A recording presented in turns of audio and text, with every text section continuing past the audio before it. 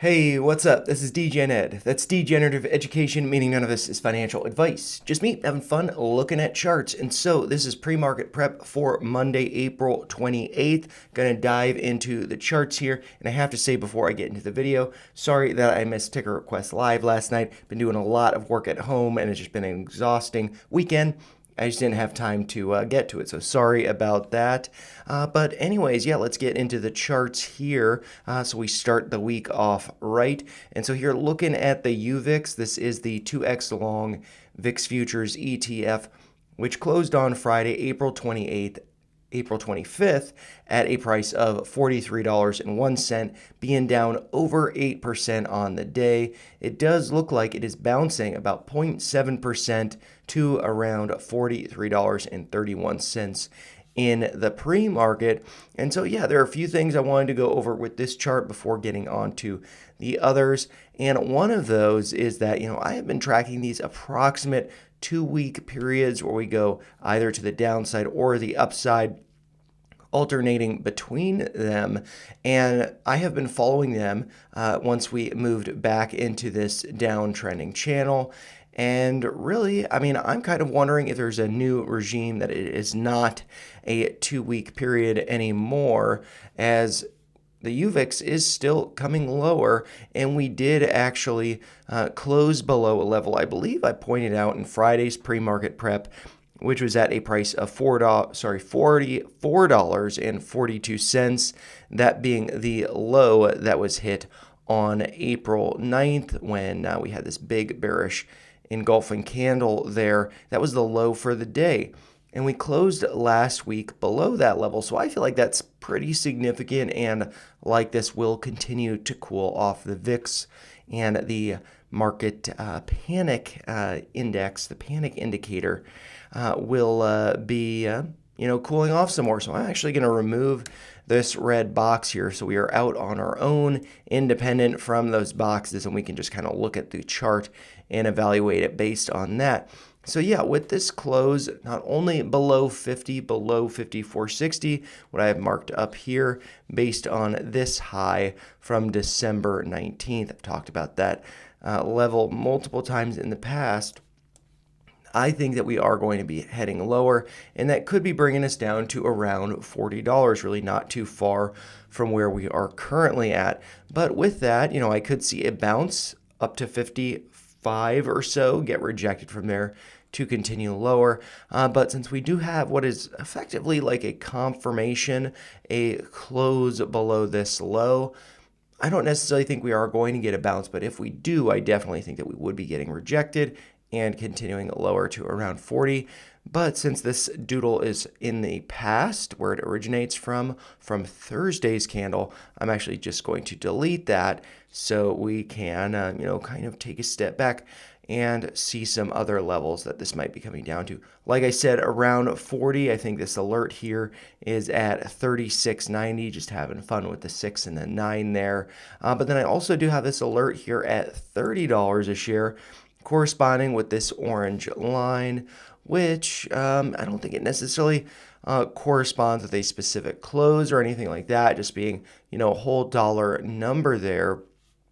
But we did have some support, some consolidation below that level, also over here. And so that could be, another level that we do return to. We also did launch from 30 before, actually sub 30, I should say. Let's see, 28.67 before going up to 105.18. So a massive move there. That is, a 300% move, or a 3x. Yeah, so that's a pretty big move right there. And now we are pulling back. And actually, maybe one thing that I could do is a Fibonacci retracement to suggest where price might be settling out at. So from that low, which I said was at a price of 28.67, and that was the low from March 25th, then going up to this high, just going to make sure those levels are correct. 28.67 looks good, and then the high there, 105.18, looks good. So we have done, a full retracement to the 786, but not a full retracement to the lows here, which could happen. But because all of these levels have been hit, the 786 at 45 is, the greatest extent of those retracements. Before doing the full retracement, I am just going to remove that Fibonacci so it's not cluttering the chart.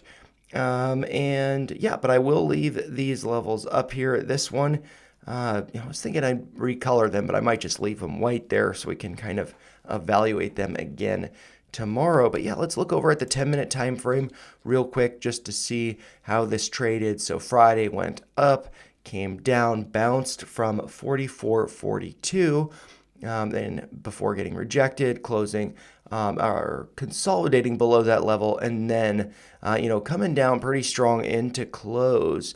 Looks like coming down about 2.3% in that last candle, and then just holding those losses into the after hours, but then into the pre-market today, going up a little bit, gapping up a little bit, filling that gap, but then hanging out over here. Will be very interesting to see where this goes into the day. Will be fun to catch up on it tomorrow morning. But yeah, let's move on to the next ticker now, which is going to be the VIX, the Market Volatility Index, or kind of like the panic indicator in the market.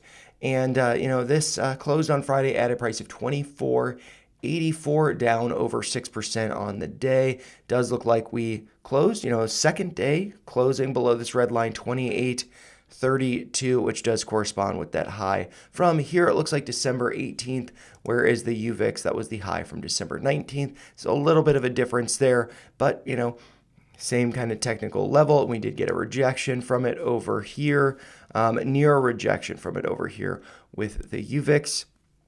And then we are now closing below this light blue uptrending level, which may or may not be that significant. We did get some support from that level over here. And but yeah, not necessarily that significant more recently. But then we do have this level right around 24 at 23.76. And that was the high that we hit following the big move that we saw in August 5th of 2024. Once we did pull back, we bounced, we hit that high of 23.76 on September 6th. Did find that as resistance the months later. Did get a fake out break above it a couple times before we did launch above it. I suspect we will be returning to 23.76, whereas, the low on Friday was 24.84. We closed at it, so that's not really a good sign showing much strength there. But we can see that, I do have this alert here at 20. And that is kind of, when the market is starting to get volatile, there is a lot of panic in the air. The VIX is going to be above 20. We're still above 20. I suspect we will cool off below it, especially if April for the SPY. I'll look at that chart in a second. If we do get a pretty big bounce for the month, there was a lot of panic following, April 9th. And, that's why we saw this going up so high here. And we actually did see this start to cool off. No, so April, leading up to April 9th, there was a lot of panic, but then here it started to cool off. So yeah, I think that will be something really interesting to look at. Then if we do look, because there's no volume over here, just at the UVIX real quick, we can see that as this has been cooling off, the volume has been cooling off as well. So, that could be followed by, if there is a surge in volume, maybe we get a spike in this, spike in the volatility. But, maybe not. Maybe we see a spike in the SPY, as we have, do have a couple gaps here to be looking at. And this, of course, is the S&P 500 tracking ETF, the SPY, which closed on Friday at a price of $550.64, being up about 0.7% on the day and pulling back about 0.25% in the pre-market, right around 550. Now, which is this level I have talked about the possibility of getting up to there, which is, this 1618 from this Fibonacci retracement here, extending that down from the 100% level here down to the 1618 is right around 550. And that also happens to correspond with this orange uptrend, which is based on these lows here going back to April 19th, so over a year ago, and then that low from August 5th. So those are the two pivot points, two notable dates in my view. And we are now getting back up to that level, but I suspect it will be acting as some resistance. But if we can get above it, there are some levels to the upside. One of those being this gap up here right around 565. But we also do have this gap to the downside at around 527. And with that being said, we also do have a gap here at the close on April 21st was at a price of 513.88. There is a gap there, but first, we got to fill this gap to get down to there. So I will not mark that one, just so the chart doesn't get too cluttered. But we can also see that we do have this 50% Fibonacci level at 515. I think that would be a dip buying opportunity if we did pull back to that level, but I suspect that we could be going a little bit higher to fill this gap up here, or maybe to this light blue line at 558.38, which is really just approximate right around 560, let's say. And that does correspond with like kind of the double top here before we pulled back, broke above it, approximately retested it before continued higher. And so, let's see. From April 9th, I had mentioned that as this big green candle day, but leading up to that, we were getting a lot of panic. I forget exactly which day was Liberation Day. I believe it was probably April 4th, or maybe it was, I think, was it April 2nd? And we started to see, I forget exactly, but we started to see this really roll over, but then starting to go up. So I could see the SPY continue to go higher. And let's see, looking at the volume over here, do have a lot of volume. The buy in the dip here, and then going up with volume cooling off. We do see actually a higher high in the price of SPY. We also see a higher high in the RSI, so no bearish divergence there. The MACD does look like it's flipping green, but we don't really have too much volume behind getting to this new high. So maybe that's a little bit concerning, but that was on a Friday. So, will be very interesting, like I said, to see where this closes the month. So before we look at the 10-minute time frame, let's look over at the monthly, and I might remove my drawings for that, just so we can see. That to me, that's a pretty good signal that this dip down to 481.80 was bought up. Seeing that volume behind it and this going back up. Well, it was red on the month. It looks like we opened the month at, 557.45. Will be very interesting to see where we close the month. So looking at the chart pre-market prep on Monday, May 1st, let's see. We have closed the month so far. It's not over yet, but so far from Friday's close, that was at 550.64. So we need to get up about $7 to have a green month, dip being bought. And I think that is a really good sign. Just like over here, this was the month of March of 2020. And yeah, that was a great dip buying opportunity. We saw, massive, went up over 100% from the lows of that month. 203 went up, 3x from there, getting up to 611.39. So what we could be seeing is a continuation to new all-time highs in the SPY. So that just looks really exciting. In all honesty, this looks really good, especially if we close the month green.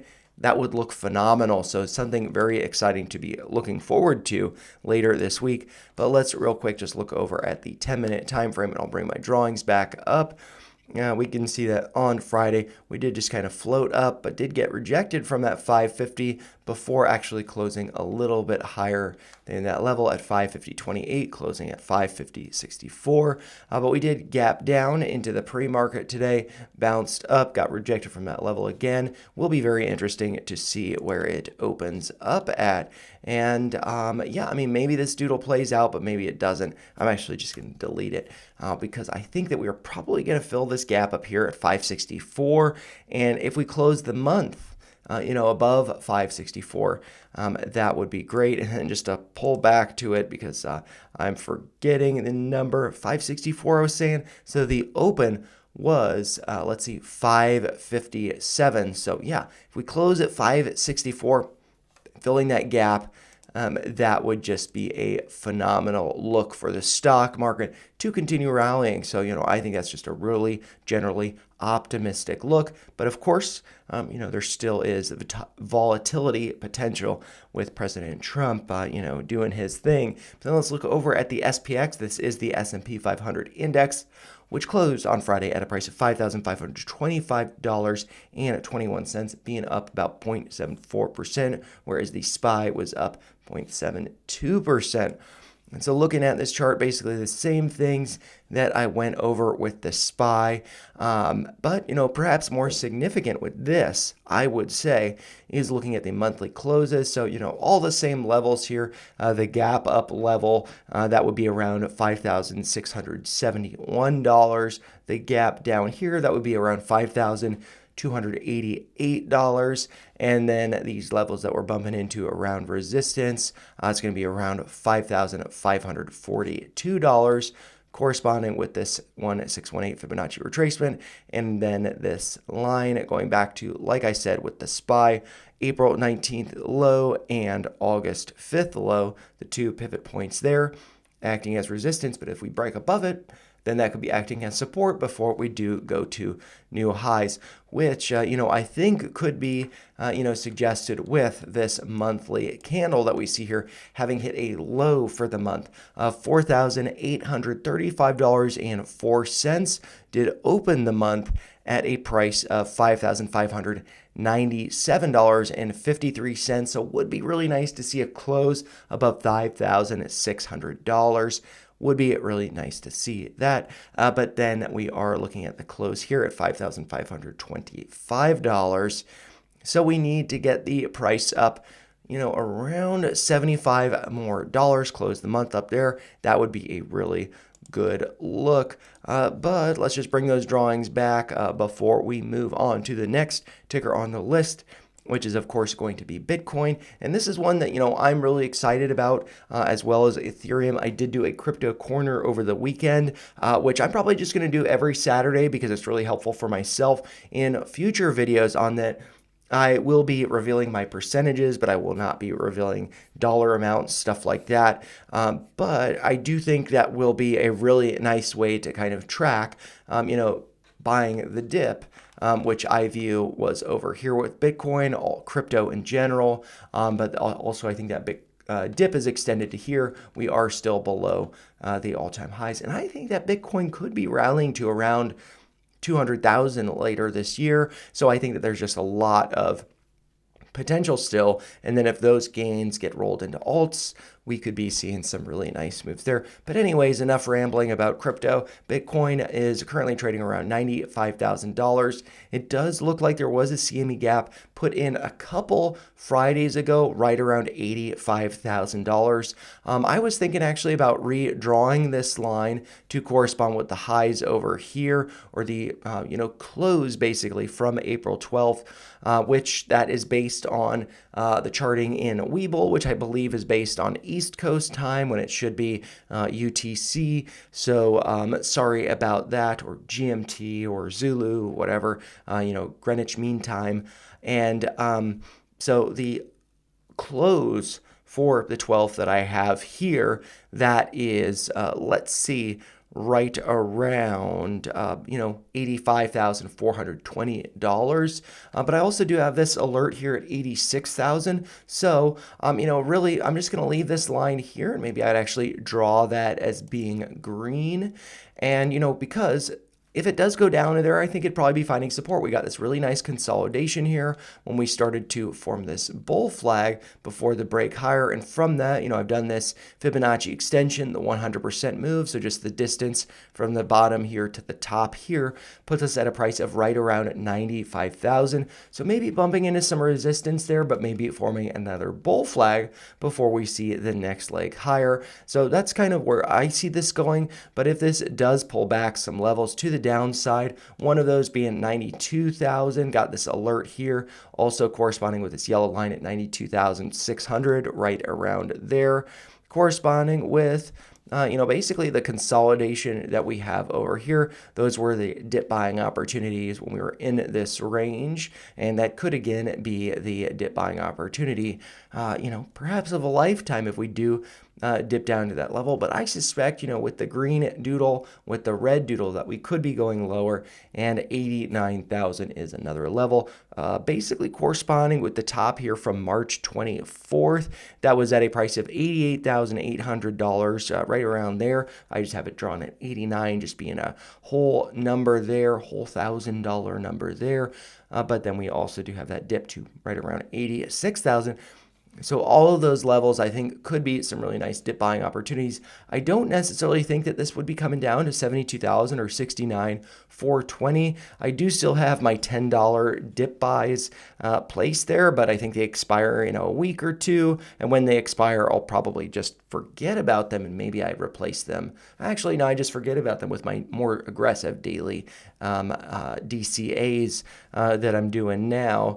And yeah, so let's see. I want to look at the CME gap that we just created, but actually before I do that, before I forget, just like I had this Fibonacci extension here going up to 95,000, I can draw another Fibonacci extension here, which I should adjust to be. This is going to be a little bit wonky because I'm going back in time to get the low, but, from that Fibonacci extension, we could see this going up to around 104, maybe 105, and that'd be the next level for this to go. If we're just kind of making 100% moves, the same distance between them, that would be putting us right around $105,000.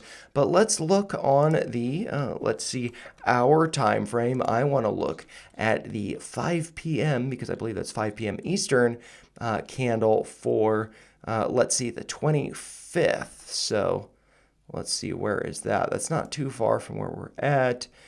Let's see, 5 p.m. for 25th. So that's going to be this pink candle here. And so that is the CME gap that we did form from last week. And so let's just see, that's, right around where we're currently at. So that's not really an exciting CME gap. So I might just leave that one off the chart because I don't think it's that significant. But with the CME gap from a couple weeks ago, around $85,000, and let's actually see, where does this correspond with? So a couple Fridays ago, I'm actually just going to have to open up my calendar app to get a look at that. And so that was the 18th. So if we look at, let's see, where's the 5 p.m. on the 18th, that actually suggests, I apparently drew that incorrectly. But that would be, and if I did draw that incorrectly, maybe I should, maybe delete that and Friday. Oh, no, because it's Thursday, because that was Good Friday. Oh my gosh, how dare I? And so let's see, the 17th at 5. So that was this green candle here, and that close was at a price of 85,172.14, right around 4 cents off that green line. So yeah, I'm just gonna leave that up there. That was kind of the odd Good Friday holiday weekend CME gap that was created, and that would suggest that, perhaps, these dip buys, if they do expire, maybe I'd want to move them up to 86. I think that would be, just an extra $10 there, So, yeah, I'm feeling really excited about crypto, as you could probably tell as I'm rambling on about it. But real quick, let's just go over Ethereum. Does look like it's putting in a bull flag just like Bitcoin was. Does look like, this downtrending channel, it's based on the price action and it's tracking the current price. We have broken out from it. It is factoring in the prices there, and we're above that range. We haven't really traded above or below it. Maybe gotten a couple wicks below it, a couple wicks above it, but not too much. We haven't really gotten multiple closes outside of it, whether to the upside or downside. So this does seem like a really good look. And with that being said, I think that the price for Ethereum could be going higher, which I should mention is right around 1,800. And, we did have that dip to sub 14. I think that was a really nice dip buying opportunity. And from that, just like, what I did with Bitcoin, and I might actually delete this retracement because I don't think it's really that necessary anymore. But just like I did with Bitcoin, we got this Fibonacci extension here. Does have a prediction for that 100%. So the same distance from here to here, going from here up to here, is around 1845. And we did pierce that. It looks like on the 26th, hitting a high of around 1858. And now consolidating here, so kind of doing the same type of pattern, or not necessarily same type of pattern, but yeah, because it doesn't look too, upside move here, the green candle, and then consolidation. So yeah, I mean, we'll give it that. And so from here, from that low upside move here, maybe I want to adjust this here, and then it is a little bit wonky because it's pulling back to the low that was in the past, but that would be suggesting a price of around $2,000. Also, being a whole $1,000 number does kind of make some sense there. And we do have, some resistance over here right around that exact level. Pretty remarkable. The highs over here hit in late March, around March 25th, did, basically do the exact opposite, downside move, consolidation, and breakdown. And so we're kind of doing that on the upside now. So around 2,000 could be the more immediate short-term target. But generally, if we do take a step back, look at this on the weekly, I could see this hitting around 8,000 by the end of the year. I could also, if not 8,000, see this hit 4,000 pretty casually, in all honesty, and that's more than 2x from current price. So I think that there is just a lot of upside potential here for Ethereum. And yeah, so I'm just really excited about it. But maybe, if we do break above this, maybe we do something like I've doodled there. But, I might just delete that so it's not so cluttered. But then real quick, I got to be wrapping this up here. But let's look over at uranium, ticker symbol URA. This is the Global X Uranium ETF. Closed on Friday at 24.45, being down about 0.5%. But yeah, it does look like we're kind of hanging out around this level, around 24.50. Does look like it is currently closed in the pre-market, unfortunately, but probably wouldn't be looking over that anyways. But yeah, I mean, this doodle that I have here does look like, maybe getting to around, let's see what that alert is at, 25. Maybe that will be acting as resistance. I might just delete that doodle though. But, I suspect it might be playing out similar to how I have drawn it, just maybe shifted a little bit, getting rejected from this yellow downtrend, which is actually the base of this parallel channel that I have drawn here. Really just based on the two pivot highs there, did get almost a retest here, a rejection, and then we did get some more tests of this downside, here acting as resistance.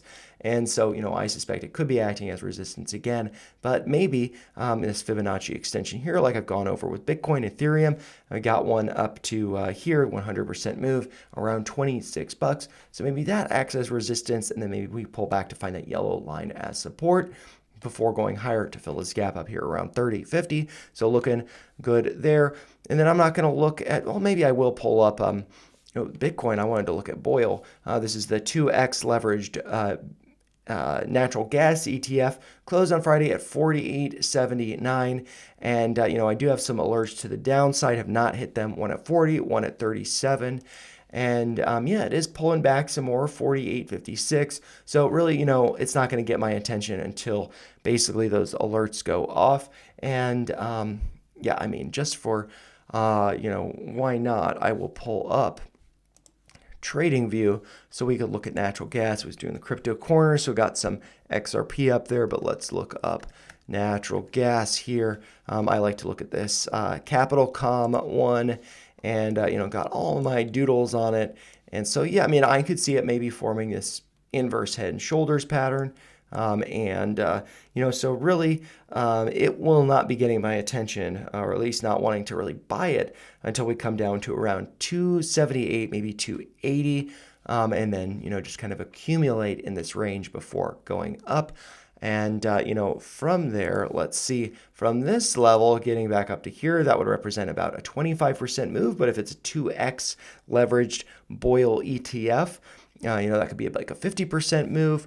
Or if we come down to here, even just to this level, that would be about 11% here, or that would be around a 22% move with BOIL. Getting up to here, that would represent 40% here, or 80% approximately with Boyle. But yeah, I mean, that is it for today's pre-market prep. Again, sorry I missed Ticker Request live last night. And to be honest, I might actually miss it again this coming Sunday because there's a basketball game I'm going to, but I'll try to do it at a different time live over the weekend. But as always, those are just my thoughts. If you found them helpful, make sure you like the video, share your thoughts in the comments down below, and make sure you subscribe to the channel for more videos and pre-market preps like this. Thanks a lot for watching. Have a great start to your week. Take care, you guys.